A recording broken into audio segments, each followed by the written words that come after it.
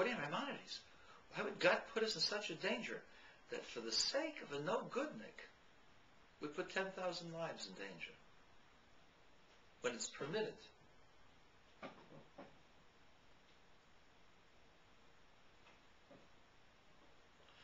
The answer is, the basis of the verdict is not self-preservation or the legal interpretations of the rights of an individual. Rather, this is an element of our sacred bond with each other. It's called Kiddush Hashem, sanctifying God's name. It desecrates God's name if we sacrifice an individual to save ourselves. It shows that we hold our lives dearer than our sacred trust.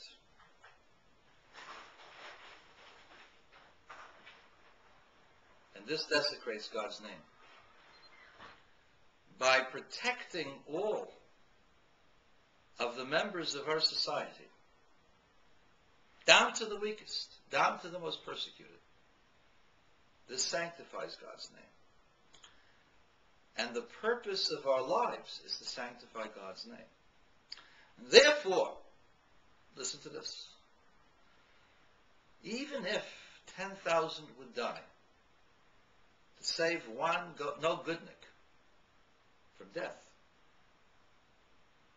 it's still a Kiddush Hashem. It's still a glory for God that people believe in a higher ideal and are unwilling to give over one of their own. In the long run, if people persist and they say, can we give them away? We do. We tell them you're allowed to. But this is not the way of the pious. The way of the pious is to suffer pain to protect another. It is for this reason that Maimonides does not have the case of two men with one canteen. Yes, the Torah does not wish us to do harikari. We are obligated to save ourselves first. And yet, this is not in the books. The reason why it's not in the books is the same reason why we don't issue the verdict to get rid of the no-goodnik. It's a matter of our sacred trust. Even if we were to share our canteen with the other, this would not be so terrible. And so, Maimonides leaves it hanging. If a person wishes, it's natural to survive. But if he wishes to be a person of honor, he sanctifies God's name in his sacrifice. And therefore, it's unnecessary to be mentioned. As a postscript, this same scenario played itself out in the Zohar. Two of Rabbi Simon Bar Yochai's greatest students saw how two men going along the path, they had rationed out just enough to live for the trip. When along came a person who told them, I have not eaten in 3 days. Give me a little bit of food. One guy says to the other, we can't. We just have barely enough to survive the road ahead.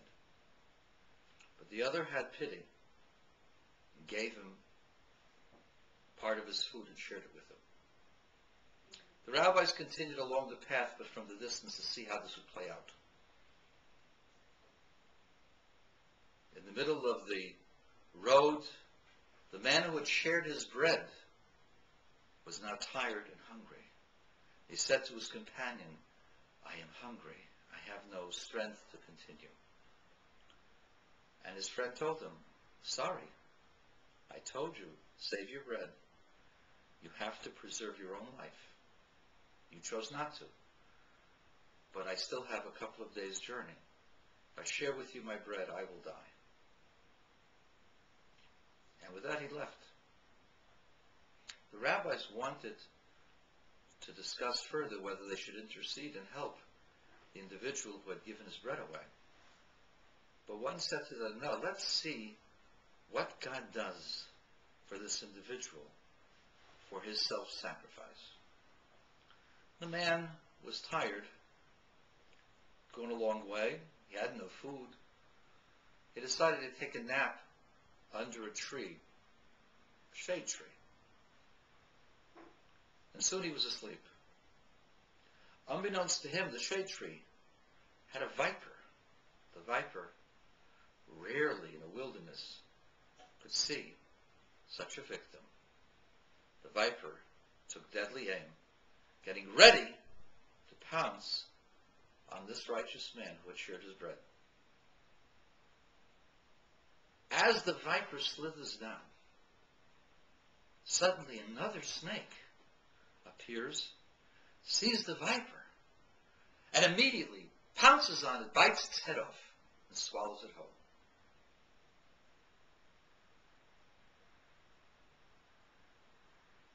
The rabbis commented to each other, had this man not shared his bread along the road,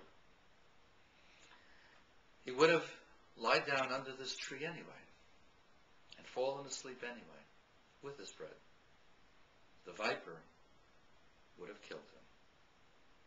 Instead, he shared his bread and merited that another snake would come along and kill the viper and save him from certain death. It was at that point that the rabbis roused the man to tell him what had happened and shared their bread with him. And so, to paraphrase the teachings of the Alter Rebbe, even if you're in such a position where you have only one piece of bread and one canteen, it's not proper. It's not the honorable thing just to care about yourself. Sometimes we may have to.